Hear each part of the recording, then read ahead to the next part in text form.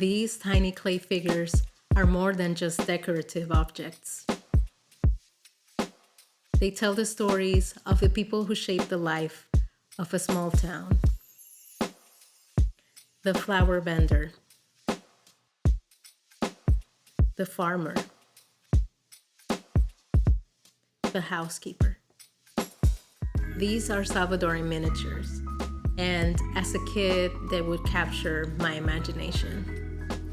They come from Ilovasco, a region where clay is found in abundance, so much so that the people in this town have turned pottery into their main source of income. These miniatures became one of Ilovasco's most popular products since the 1930s. They're called miniatures because, well, they are small, measuring about half an inch.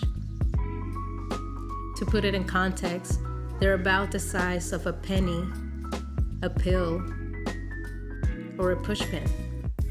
They consist of two elements: a hollow cover, which is usually in the shape of a fruit, an animal, or an object, and an interior scene, which ranges from a woman making tortillas, a working farmer, or even a couple making love.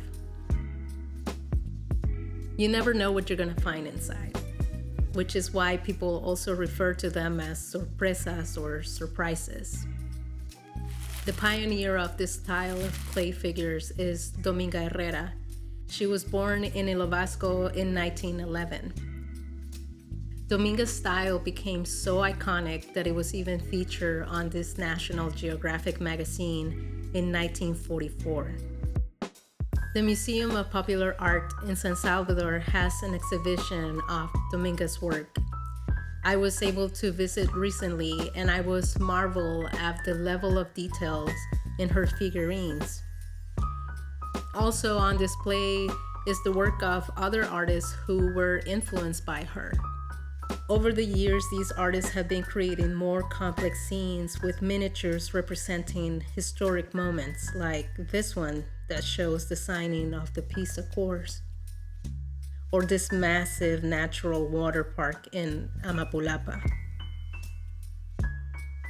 I was fortunate to have a guided tour by Gregorio Bello-Suazo, who is an anthropologist dedicated to preserving Salvadoran culture. He even showed me some miniatures that were not on display, like this one of El Santo Entierro, a traditional Eastern procession. Gregorio has a wealth of knowledge of Salvadoran culture.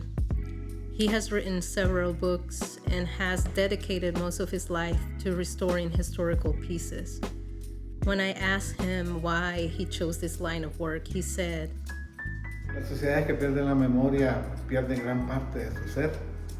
Entonces mi preocupación y ocupación más bien ha sido fortalecer esos aspectos, ¿no? O sea, ¿cómo se fortalecen? A través de ir conformando estos referentes históricos.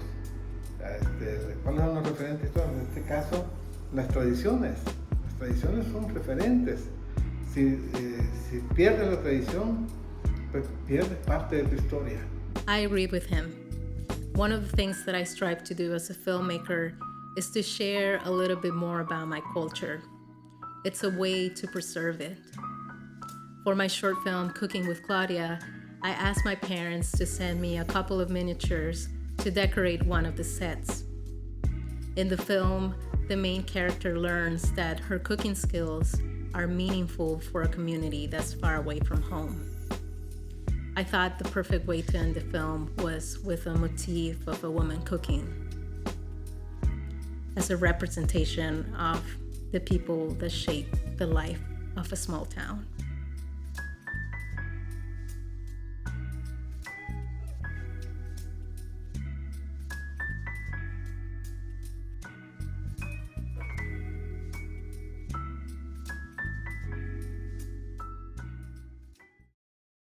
I hope you enjoyed this video. If you are in El Salvador, make sure to visit the Museum of Arte Popular. The address is in the description box. Thank you.